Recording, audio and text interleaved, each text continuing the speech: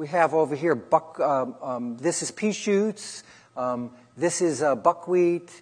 That looks like cabbage. And that over there is broccoli. And that's sunflower on the top over there. So this is the kind of thing you can have in your kitchen all winter long.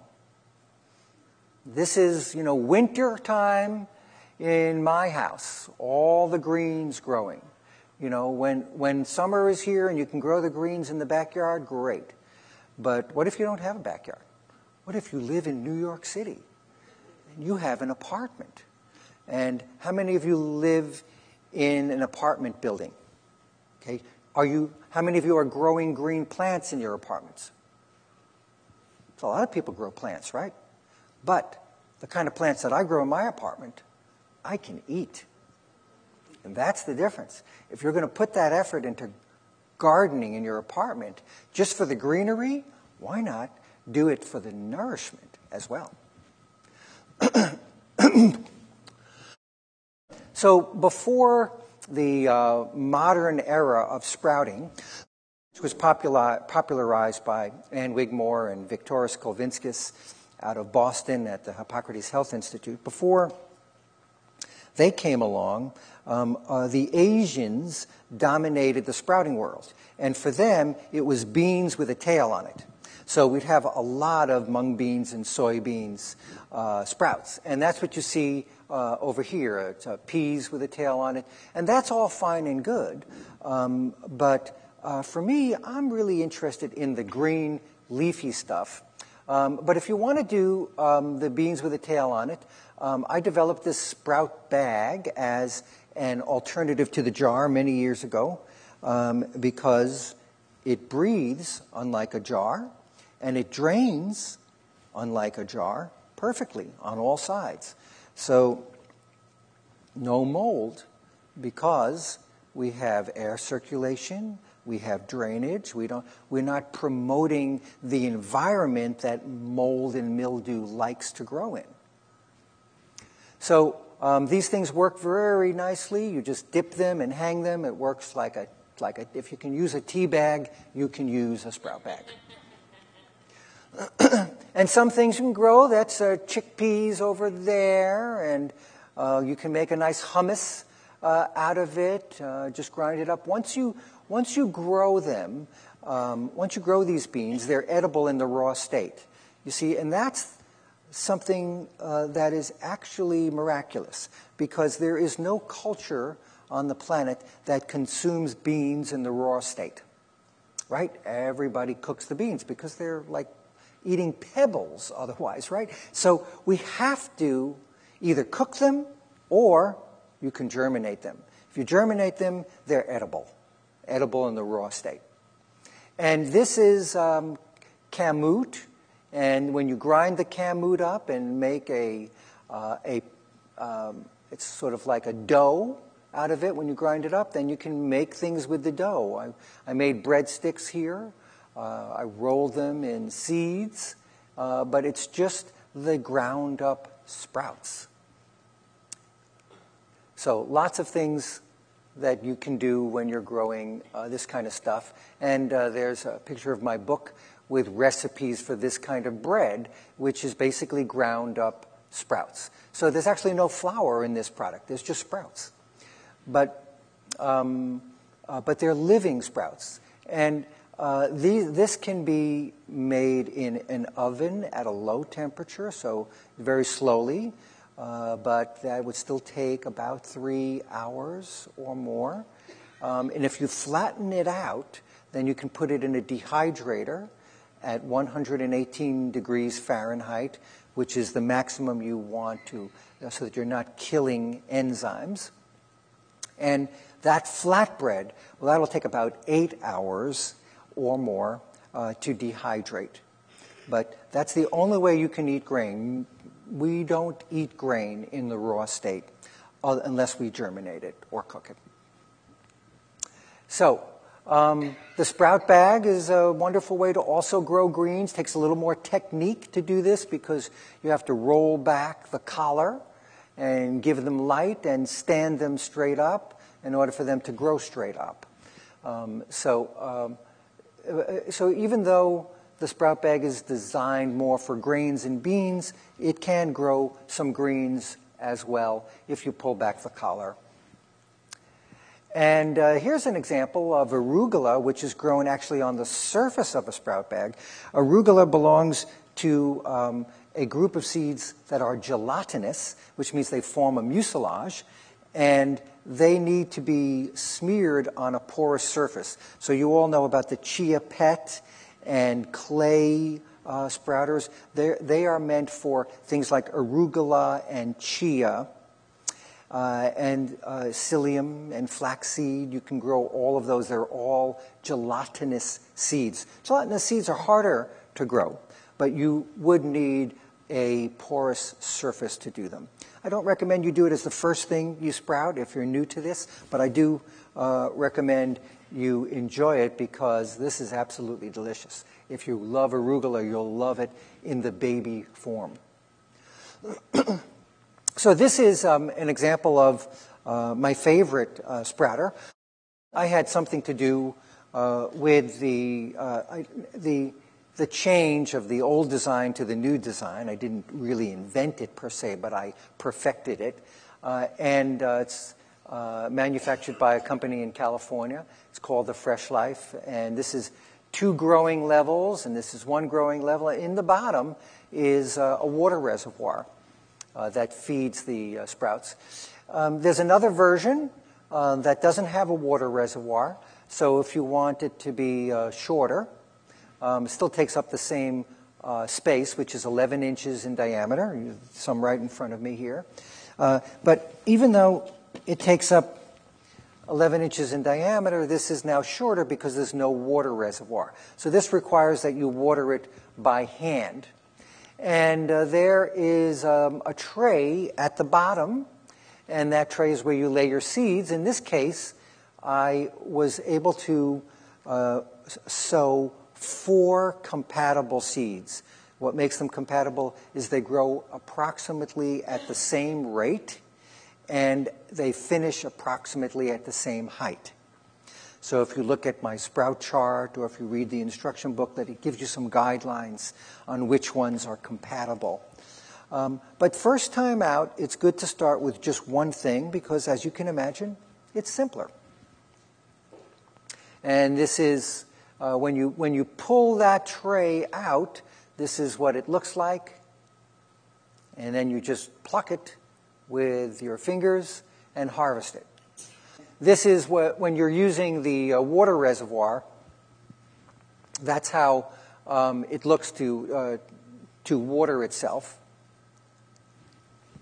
And there it is watering. That's sunflower being watered.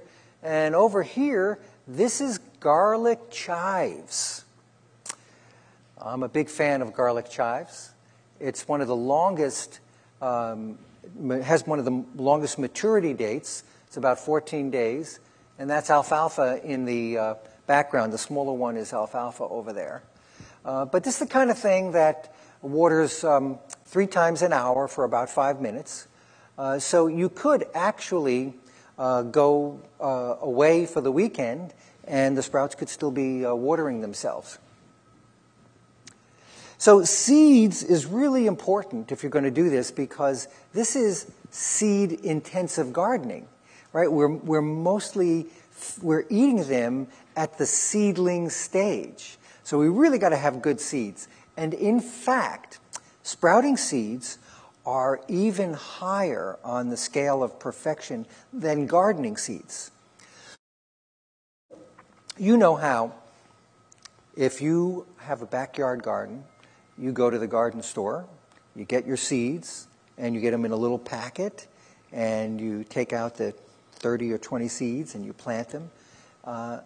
But you wouldn't go to the grocery store to get your seeds. You wouldn't go to the bulk bins to get them. You'd go to a special place that sells garden seeds. And unfortunately, the same thing is true with sprouting seeds. You really need to get them from a company that specializes in sprouting seeds. Because if you go to the bulk bins, you might have some success with some things. Lentils are almost always successful. and mung beans are almost always successful, and you could get those from the bulk bins. But when I talk about radish and broccoli and cabbage and kale, well, you know, these are specialty seeds, and you want to get it from a company that's testing them and that's making sure that you've got the best seeds you can get. And it's hard work. As someone who does this all the time, in fact, you can even see there's one of my stickers on the barrel here.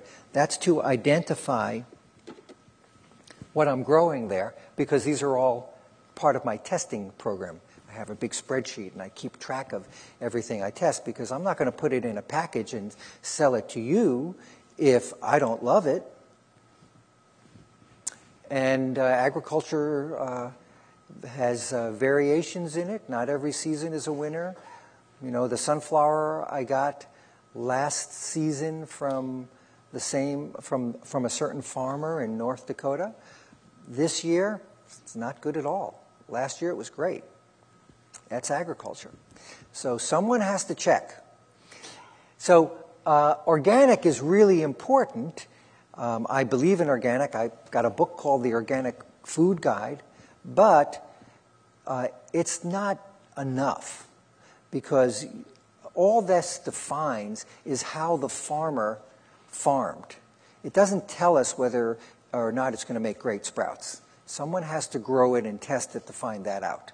So I want him to farm with organic principles, but that's not enough to get great sprouting seeds. And take a look at the difference here between two organic wheats. All right, so this wheat over here, you can see, has lots of white mold in it. And I grew at the same time this wheat over here from another source, and look at it, it's perfectly clean. So, you know, there's a lot of backstory to why this happens. I'll spare you this because we don't really have the time. But the reality is somebody's got to test. Otherwise, you can go to the bulk bins in the health food store and get organic wheat, and the only thing I can promise you is that it'll make really good bread. Wheatgrass, that's another story. So garlic or onion chives looks like that. Wouldn't you like to have that in your salad? And alfalfa, you know, if you think of a head of lettuce like romaine lettuce, you're really eating these large leaves that are the result of a single seedling. But here, when you're eating the baby greens, you're eating hundreds of seedlings in your salad. And that gives you more nutrition just in itself.